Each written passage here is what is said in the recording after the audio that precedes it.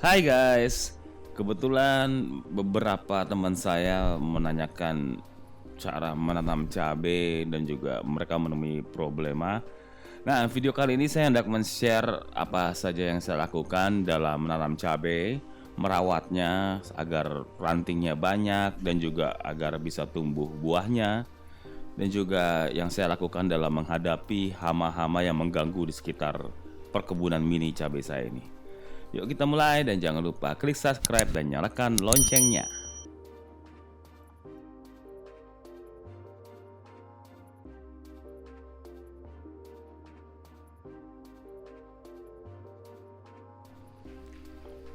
Pertama adalah meletakkan tanaman cabai di tempat yang kena sinar matahari minimal 6 jam. Seperti di sini, ditaruh di tempat-tempat yang kena sinar matahari langsung ya. Matahari dari sana tuh pagi jam 9-an. Lalu ya ini terhalang sih, tapi jam 4-an dia masih kena. Nah, ini kebetulan udah jam setengah 6 ya.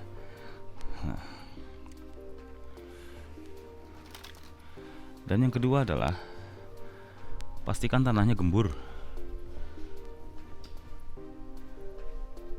supaya dia ini tidak sesak napas akarnya. Tanah gembur itu bisa dibeli atau juga kalau nggak ada akses untuk membelinya di sekitar daerahnya, bisa menggunakan tanah sekitar rumah dan digabung dengan sekam bakar. Sini juga ada sekam bakar nih, lihat nih, dikasih sekam bakar. Dan pastikan ada saluran pembuangan yang baik ya, sehingga airnya nggak numpuk dan menyebabkan akar sesak napas nantinya.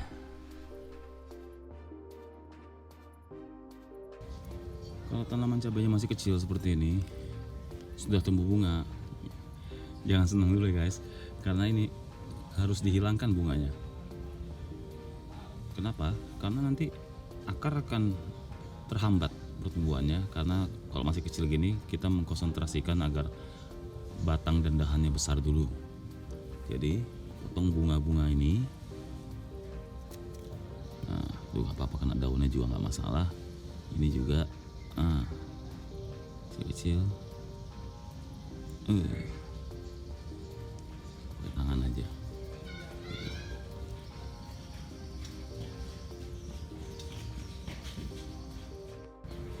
Kenapa tadi saya bilang nggak kepotong dahan tadi? Karena tadi saya sekalian memotong pucuknya guys. Kenapa? Supaya nanti hormon yang dari atas ini turun lagi ke bawah ke akar, dan akar akan berusaha untuk menumbuhkan dahan-dahan baru sehingga dia tambah ribun. Karena ini masih kecil banget ini batangnya ini, jadi harus dilakukan penompingan atau potong pucuk. Nah, ini kebetulan juga ada yang kasus ya guys. Sering terjadi kayak gini nih, karena kurang perawatan, kurang pupuk, sehingga lihat tuh jadi kayak pohon kelapa. Di atas doang ini daunnya.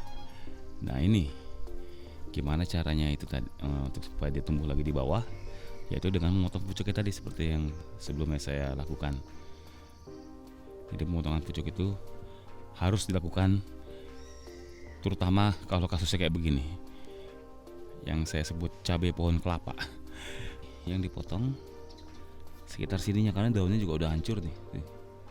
Jadi potong sininya aja nih, potongnya miring begini ya gitu. Nggak usah takut guys, nggak usah takut, karena ini kita malah menolong pohonnya, malah berterima kasih pohonnya.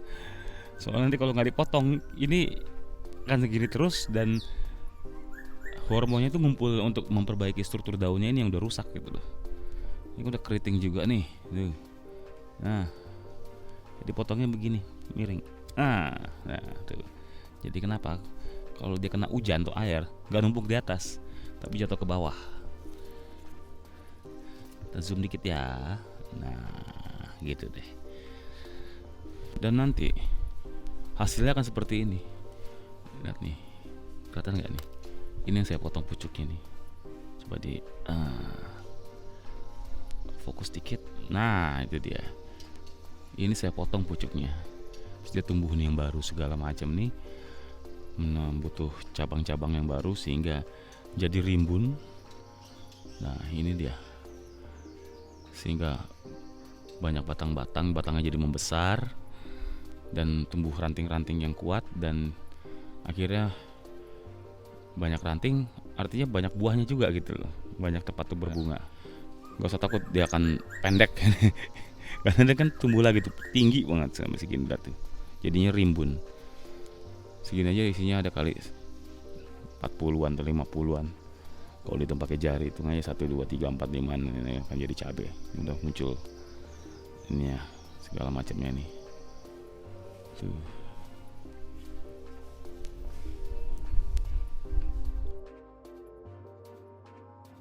Selain memotongkan pucuk, kita juga memotong daun-daun yang di bawah ini nih. Udah besar nih. Potongin aja. Apalagi ini yang udah kekurangan nitrogen. Ini gak usah khawatir ya. Ini kan nitrogen ini adalah kayak unsur yang bergerak gitu loh. Nanti kadang-kadang kuning di sini terus dia ke atas ke bawah gitu. Nah ini kan karena nggak ada gunanya nih, yang daun ini ya kita potongin aja yang gede-gede. Nah,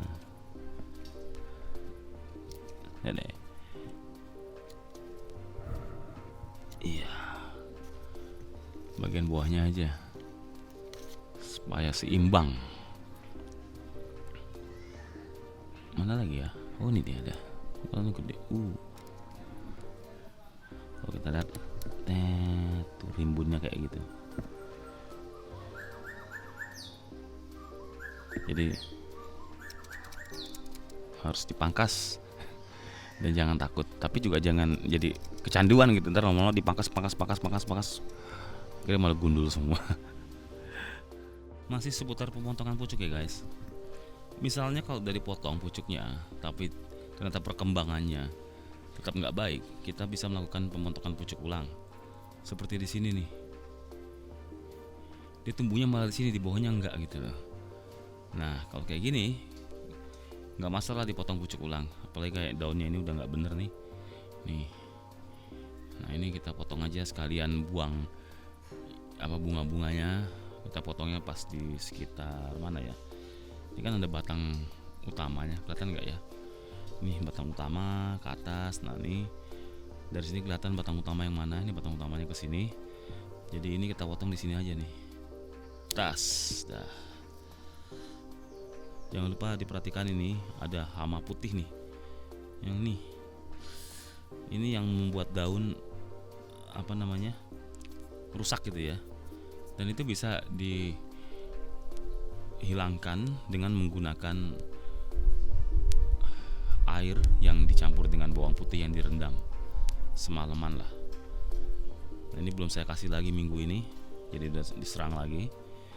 Jadi itu bisa juga dengan tembakau itu ya, rokok direndam juga di air terus disemprotkan. Tapi kalau saya kebetulan kalau tembakau itu belum pernah coba ya guys, karena saya ini perokok ya, mendingan tembakonya untuk dirokok gitu kan. Lalu mendingan pakai bawang putih aja. Nah ini karena nih baru saya pindahin ke sini nih, belum disemprot sama sekali. Nah itu udah banyak juga tuh ininya nih. Nah itu ini dipotong-potongin aja nih. Ini kalau perlu juga nanti dipotong lagi, kita lihat dulu. Oh ini kalau ini udah potong aja nih karena udah ke situ dia. Kita hajar di sini aja nih lagi. Nah jadi cukup segini aja. Dan juga yang di bawah ini ini nih, jadinya kita kalau jadi kesenangan motong gitu loh. Tapi nggak masalah karena ini demi kebaikan dari tanamannya.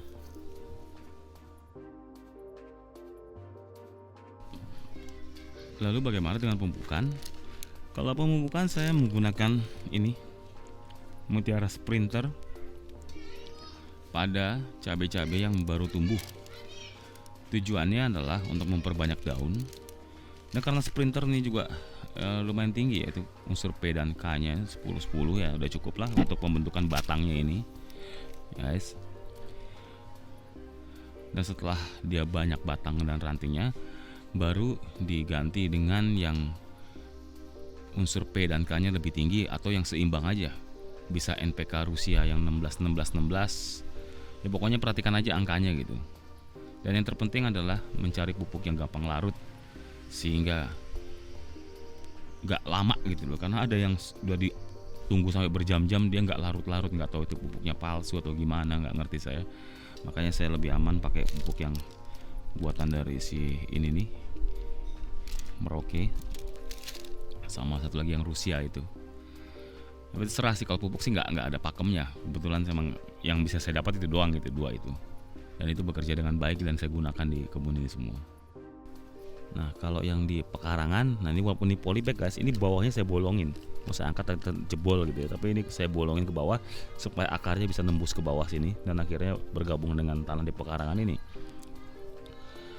Dan seperti di sini juga saya lakukan penopingan segala macam nih. Ada di sini tuh ujung tuh kelihatan, tuh dia patah tuh.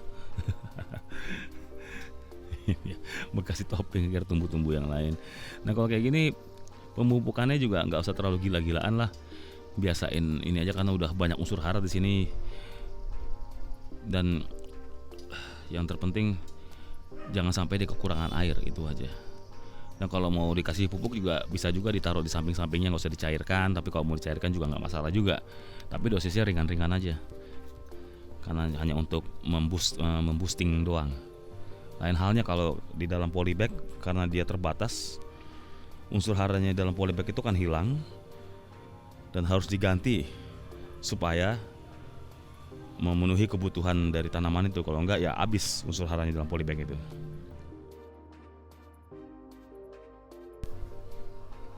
Kalau saya juga menaruh tanaman basil di sekitar si pohon cabai ini. Kenapa? Karena basil ini bisa mengusir beberapa macam hama ya guys ya. Jadi menarik perhatian, jadi larinya ke sini gitu.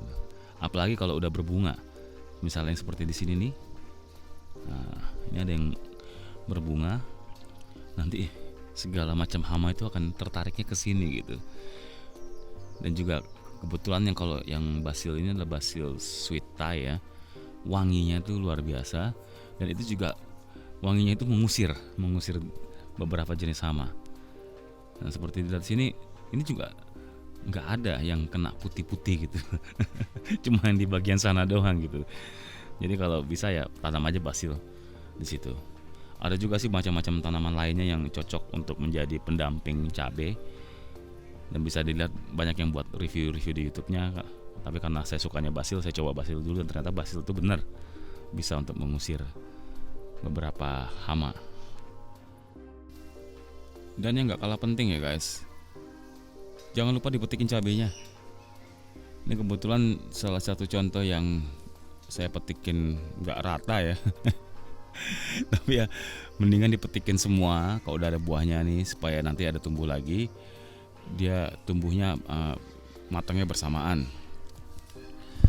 Nah alasan dipetik juga untuk supaya pohonnya itu tidak menyangka bahwa tugasnya sudah selesai. Jadi ya dipetikin aja nih. Nah, cukup lah ini cabai-cabai yang besar-besar ini. Ini baru saya petikin sekitar sebulan yang lalu, udah segini dari satu pohon. Lumayan lah ya. Nah,